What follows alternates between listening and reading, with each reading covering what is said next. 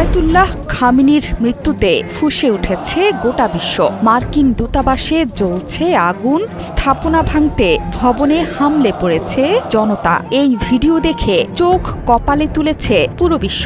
এটি ইরান বা মধ্যপ্রাচ্যের কোনো দেশে নয়, মার্কিন যুক্তরাষ্ট্রের মিত্র দেশের জনগণই এই দূতাবাসে ধরিয়ে দিল আগুন। এই অবিশ্বাস্য ঘটনা ঘটেছে মার্কিন প্রেসিডেন্ট ডোনাল্ড ট্রাম্পের প্রিয় মুসলিম দেশ পাকিস্তানে। আয়াতুল্লাহ আলী খামেনিকে হত্যার ঘটনা মানতে পারেনি পাকিস্তানের জনগণ। তাদের ক্ষোভের বিস্ফোরণ ঘটল পাকিস্তানে থাকা মার্কিন দূতাবাসে। রীতিমতো আগুন দিয়ে জ্বালিয়ে দেয়া হয়েছে মার্কিন দূতাবাসকে। পাকিস্তান পুলিশ জনতার উপর গুলি চালিয়েছে। এই ঘটনায় নিহত হয়েছেন অন্তত ৯ জন।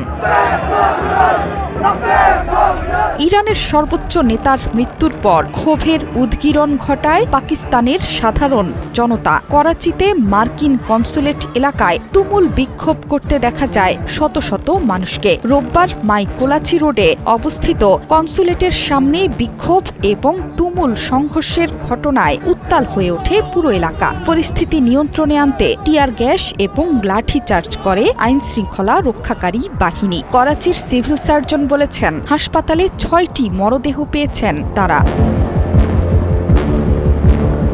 এই পরিস্থিতির বিষয়ে সিন্ধুর স্বরাষ্ট্রমন্ত্রী জিয়াউল হাসান লানজার করাচির অতিরিক্ত আইজিপি আজাদ খানের কাছে তাৎক্ষণিকভাবে প্রতিবেদন তলব করেছেন। বিবৃতিতে মন্ত্রী বলেছেন, কাউকে আইন নিজের হাতে তুলে নিতে দেয়া হবে না। সংবেদনশীল স্থাপনাগুলোর নিরাপত্তা জোরদারের নির্দেশ দিয়েছেন তিনি। সংঘর্ষের কারণে মাইকোলাচি রোডের ২ পাশ বন্ধ হয়ে গেছে। যান চলাচলে ব্যবহার হচ্ছে বিকল্প রুট।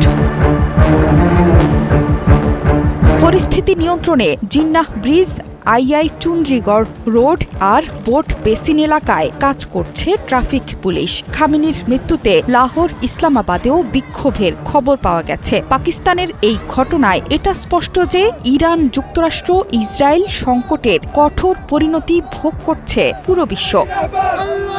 বিক্ষোভ হয়েছে ভারতেও। ভারত শাসিত কাশ্মীরে বিক্ষোভ করেছেন কয়েক হাজার শিয়া মুসলিম। শ্রীনগরে লাল, কালো, হলুদ পতাকা হাতে সমবেত হন বিক্ষোভকারীরা। ইসরায়েল এবং যুক্তরাষ্ট্র বিরোধী স্লোগানে উত্তাল হয়ে ওঠে চারপাশ। জোহরা চৌধুরী সেতু, ৭১।